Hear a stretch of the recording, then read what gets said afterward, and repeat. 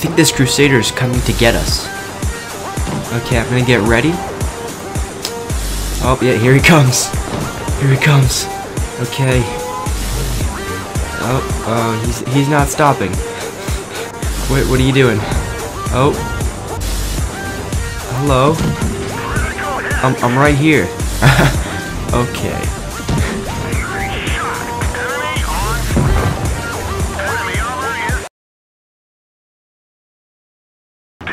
Well then. That was interesting.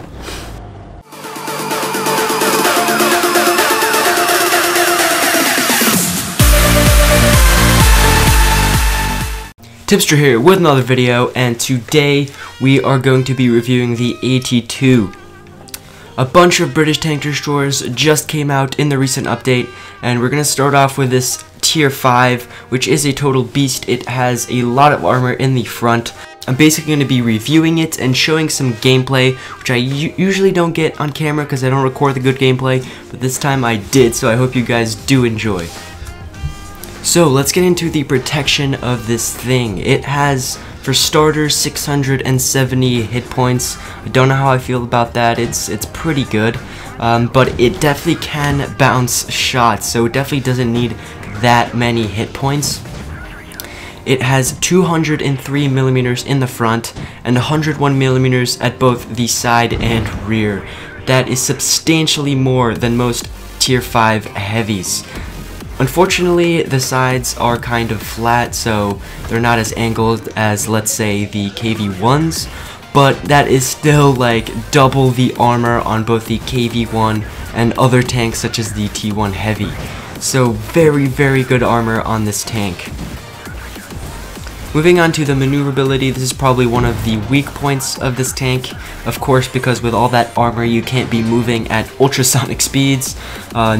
This thing weighs 41.5 tons with that armor, and with a tier 4 Nuffield Liberty Mk3 engine, which only has 395 horsepower, you're not gonna get very far. So, I mean, you can expect to be going 20 kilometers per hour max. I normally go about 15 and even like 5 up hills, so very, very slow. The traverse speed is very bad as well. It's only at 20. So, to be honest, the maneuverability is just quite terrible. So you don't want to be taking those long routes when you're going to fight an enemy. You want to be taking those direct routes just because of how slow this thing is. Moving on to the gun. Now there's two guns you can actually use. The 3.7-inch AT howitzer, which you should not be using because at tier 5 the armor gets substantially higher than those tier 4s and tier 3s. So you're not really gonna pen anything, and if you do use the howitzer, you're gonna have to use the premium ammunition, and that's just gonna cost a whole bunch. I recommend using the 6-pounder AT gun Mk5, which doesn't do a lot of damage. It only has 90 average damage, but its penetration is at 110, which is very decent, and you can penetrate almost all tier 5s and most other tanks if you aim for the weak spots. So the penetration is fine there. It's rather just the alpha damage, because 90 alpha damage is not very good. You need to be up front in your enemy's face to be doing the full potential amount of damage, because this gun does actually fire 16.36 rounds per minute. It's got an average dispersion of 0.37 and an aiming time of 1.7 seconds, which is pretty good for that fast reload. So overall, it's got an alright gun. It's got really good armor. I'd say the best armor at any tier 5 vehicle, and its maneuverability just sucks. But anyway, that's about it for the review. Let's get into the gameplay. So, we have entered a tier 5 battle, and I'm top tier at the moment, which means that we can have some serious fun because this tank relies on its armor. If this was a tier 7 or tier 6 battle, I would literally just be dead within 2 minutes. because it's a rather flat tank, and believe it or not, tier 7s have no problem penetrating the weak spots that this tank provides, because when you think about it, this tank isn't really angled. It's just a lot of metal, a lot of flat metal. So essentially in a tier 7 and even in a tier 6 game, you're basically a 40-ton huge chunk of metal that's just slowly making its way around the map with a gun that only has 110mm of penetration. So I don't know if I like this about this tank. Either you have a really good game and you can really carry your team in a tier 5 battle, or you basically just get wrecked in tier 7 and tier 6 battles. But similar to the KV-1, but I don't know, I mean, all tanks that rely on armor have this unique like situation where they only do really good in when they are top tier. But then again, it's a lot of fun when it's top tier, and that's what I'm gonna show you right now. That Covenanter is like, I don't know, first off, I don't know where he's going. Second of all, he wants to cap, which you should just not do ever.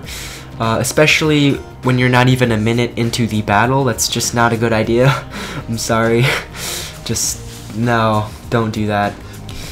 I don't even cap when, like, I'm losing. Just never cap, guys. It's just not a good thing. Anyway, I'm headed up this hill because it is a very nice spot on this map. It's very advantageous, and these other two tanks on my team are getting pummeled because, well, they have no armor.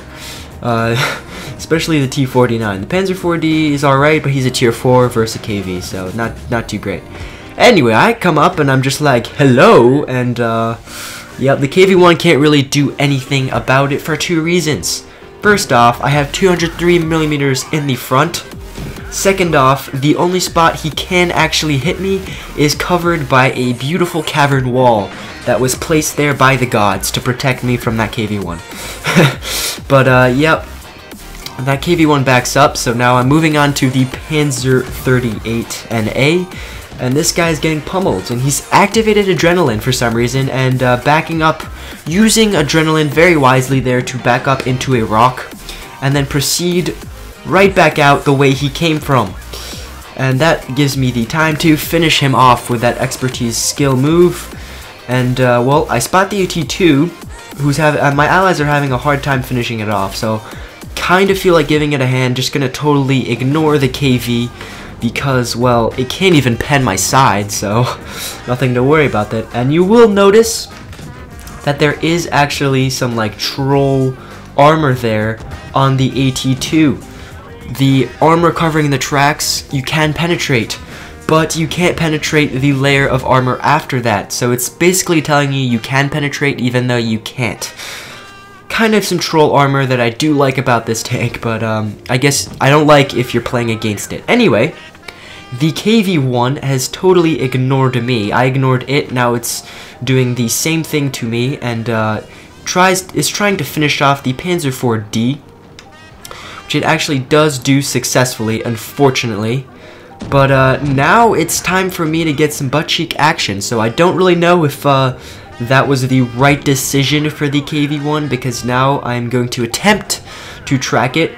I do now it's tracked, and it can't really do anything, and well, I'm moving back and forth so it can't hit my command hatch, and it is finished. Feel the wrath of the English tank destroyers. So I am done and proceeding back to the original location where I was shooting the AT2. There's only 3 tanks left. I'm gonna get some nice shots on that Churchill 1 first, but just look at this mess. You know, half the time I honestly don't know what's happening in this game. There's just so much carnage, so much weird plays. But anyway, I'm pummeling this Churchill 1, and I can't actually pen the front of its turret, which is the weak spot on this tank. So I actually have to switch to APCR.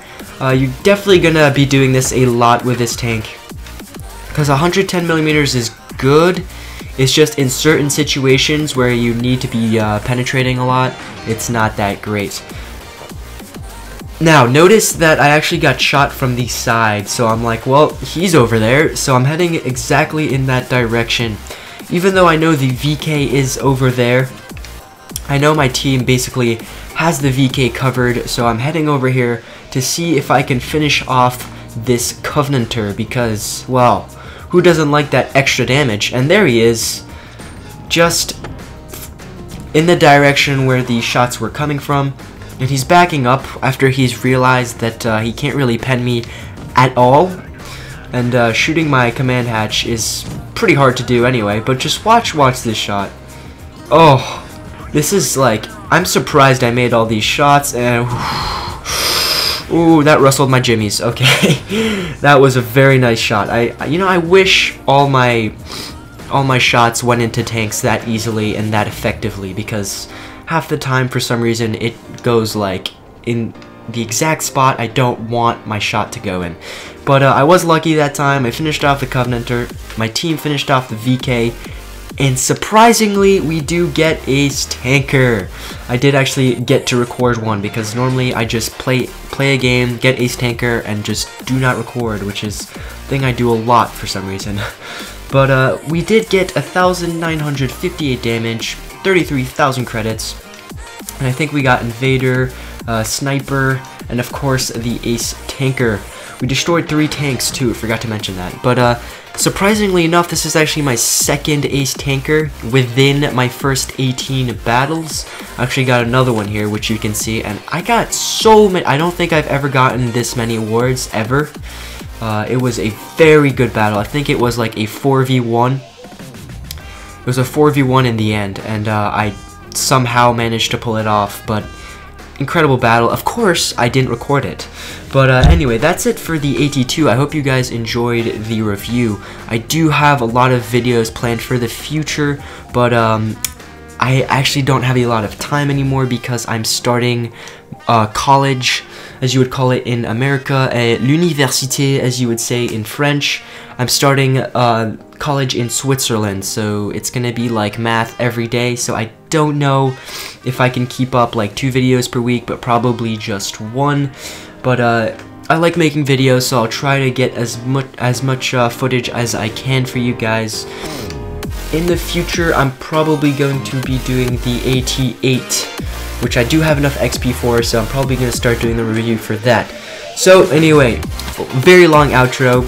I hope you guys enjoyed this video. Thumbs up if you did, and catch you guys next time. Peace.